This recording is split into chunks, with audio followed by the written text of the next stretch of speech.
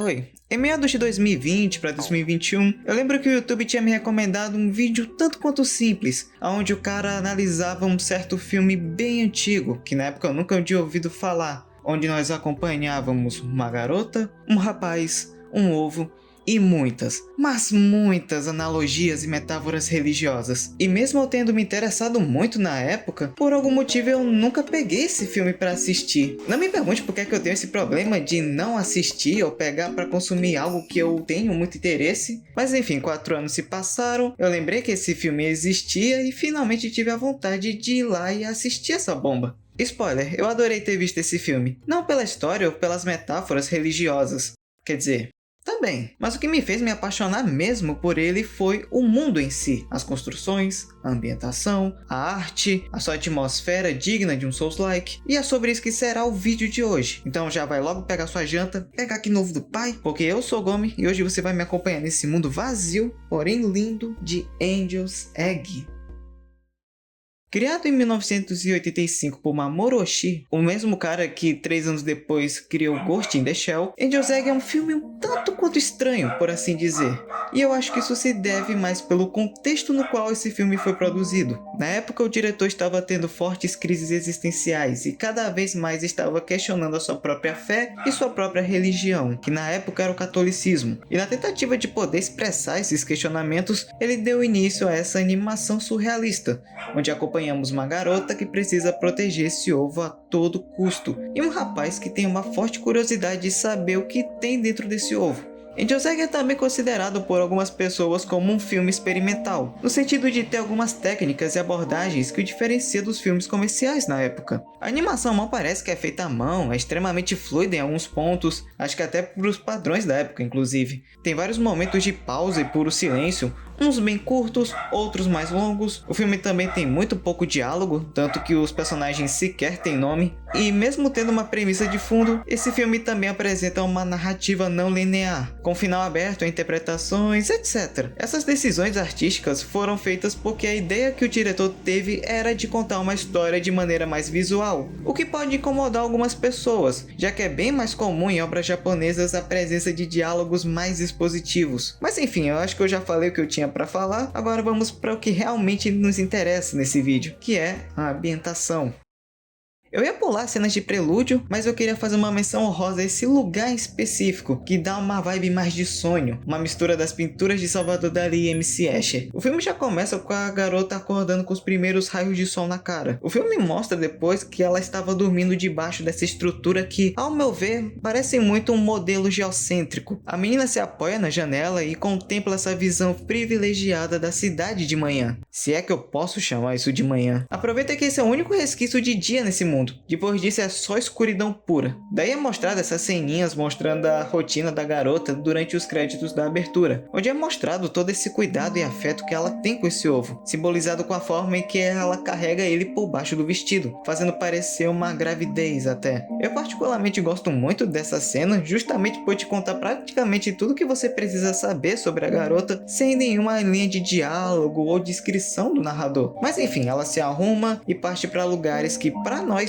são completamente desconhecidos. Durante os primeiros 30 minutos do filme, nós acompanhamos essa pequena, frágil e pálida menina andando por vários lugares, procurando por comida, frascos de vidro e água potável. Nessa brincadeira, ela dá uma parada numa floresta de manguezais bem escura e densa, para coletar um pouco de água enquanto ela observa os movimentos do lago. A propósito, lembra quando eu falei que a ideia desse filme é de contar uma história apenas visualmente? Essa maneira de storytelling não é algo original do diretor desse filme, já que ele bebe muito da fonte de Andrei Tarkovsky, o cineasta russo que, por algum motivo, ele fez um certo sucesso no Japão, a ponto de muitos artistas fodas como Akira Kurosawa e Osamu Tezuka serem abertamente fãs do trabalho dele. Eu não vi nenhum filme dele, mas é certeza que ele influenciou muitos artistas do cinema, principalmente aqueles que focam mais em criar obras mais introspectivas, e o próprio Mamoru não é exceção, já que ele não só é abertamente fã dos trabalhos de Tarkovsky, como também nessa cena da floresta, nós vemos duas referências a Solaris, que é o terceiro filme do diretor russo,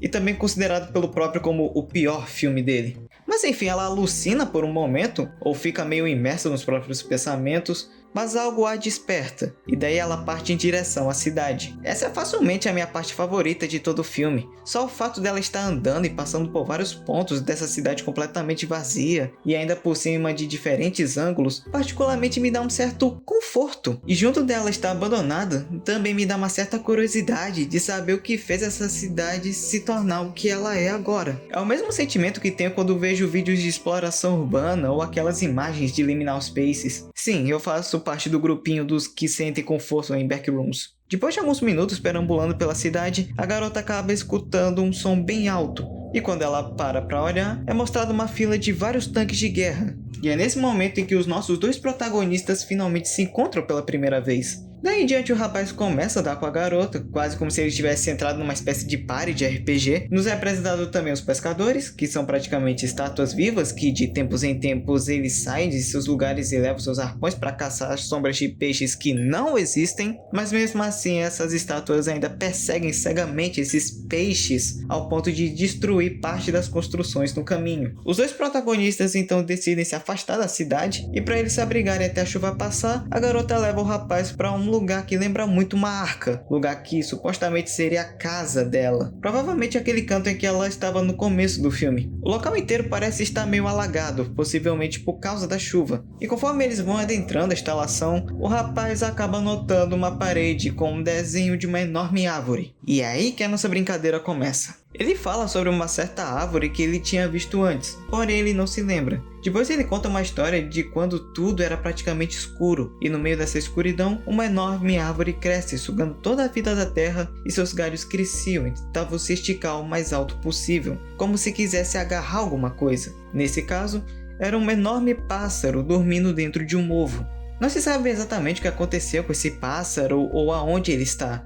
Provavelmente ele ainda está por aí, dormindo, sonhando. Eles acabam adentrando ainda mais a arca, subindo uma enorme escadaria em espiral, passando por vários fósseis de animais, andando em corredores estreitos. Por que esses lugares me lembram tanto Hollow Knight? Eles decidem descansar numa salinha qualquer que eles encontram. Perceba-se que tanto nesse espaço quanto nos outros lugares da arca que eles passaram eram todos repletos de frascos de vidro, os mesmos que vemos a garota usando para coletar água. Há quanto tempo essa menina tá nesse lugar? Pois é, ela não sabe. O rapaz também não sabe quanto tempo está nesse mundo.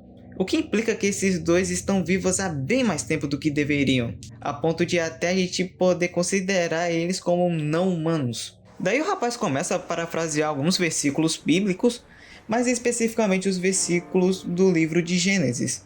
Mais específico ainda, ele conta sobre a história da Arca de Noé, uma história sobre um homem que, ao comando de Deus, construiu uma enorme arca, onde foram abrigados um casal de cada espécie de todos os animais do mundo para sobreviver a um dilúvio que durou papo de 40 dias e 40 noites. Depois que tudo se acalmou, Noé soltou uma pomba para procurar terra para todo mundo poder repovoar o mundo de novo. Porém, no universo de Angel's Egg, essa pomba nunca retornou. E por causa disso, com o tempo, os animais acabaram se tornando pedra, e os humanos restantes perderam sua sanidade e o seu senso de existência, a ponto de se questionar se realmente existia uma pomba, se realmente existia um lado de fora da arca e até mesmo se eles realmente estavam vivos. Eu não sei se você, espectador, conseguiu perceber pela minha narração ou pelos trechos do filme que eu mostrei, mas o mundo de Angel's Egg não é aberto, por assim dizer. Muito pelo contrário. Angel's Egg se passa num mundo completamente rodeado por água, como se realmente tivesse sido vítima de um dilúvio. Apesar de acompanharmos essa história de duas pessoas caminhando por vários lugares, tudo que vimos se passa inteiramente numa enorme ilha. Eu não sei se você percebeu também, mas ao longo do filme é mostrado muita coisa que remete a guerras. Não só estou falando daqueles tanques do começo, as roupas de soldado que o rapaz usa, as vestimentas dos pescadores que também lembram uniformes militares um pouquinho, a cidade em si também, principalmente na arquitetura dos prédios e das ruas, por algum motivo me lembra muito das cidades francesas da Segunda Guerra Mundial. Isso, ao meu ver, remete a um possível tema desse filme, que é o dualismo entre religião e ciência. No mundo de Angel's Egg é mostrada uma forte adoração a peixes, Isso você pode perceber tanto pelos vitrais de igrejas, quanto pelas estátuas de peixes espalhadas pela cidade. Aqueles pescadores que vimos anteriormente não só fazem uma caçada organizada a simples peixes, eles estão caçando a religião nesse mundo, e qualquer coisa que eles possam considerar como um símbolo sagrado. Eu acredito que foi essa caça, ou até mesmo uma guerra, que fez com que a cidade inteira ficasse abandonada e toda caindo aos pedaços. Eu não contei isso antes, mas na mesma hora que eles aparecem, a garota imediatamente se esconde debaixo do manto do rapaz, provavelmente para proteger o ovo e garantir que eles não vejam e acabe fazendo alguma coisa com ele. Outro tema que parece ser bem recorrente nesse filme seria a esperança, ou a falta dela. A garota tem o objetivo de proteger esse ovo a todo custo por um motivo. Ela fortemente acredita que a vida dentro dele pode finalmente salvar esse mundo decadente. Mundo esse que me passa uma vibe meio Dark Souls, eu acho. Inclusive eu acho que tem uma referência de Ozeg no Dark Souls 3, se não me engano. O rapaz já é o completo oposto da garota. Seu modo de pensar e ver o mundo é completamente cético, beirando ao pessimismo. Talvez seja por isso que ele tem esse interesse de saber o que tem dentro desse ovo. Se dentro dele realmente tiver a chave para poder salvar esse mundo, ele quer ver isso acontecer com os próprios olhos, ver essa promessa se realizar. Ou não. Eu tenho uma teoria de que ele também veio para esse mundo mais com o objetivo de acabar com ele. Provavelmente com uma espécie de afronta com aquele olho gigante que eu acredito ser Deus. Mas acho que isso não importa. Talvez nem isso aconteça. Talvez tudo isso, inclusive esse vídeo que você está assistindo, seja apenas um sonho. 君も僕もあの魚たちのようにとっくにいなくなってしまった人たちの記憶でしかなくて、本当は誰もいない世界に雨が降っているだけなのかもしれないんだ。鳥なんか初めっからいなかったのかもしれない。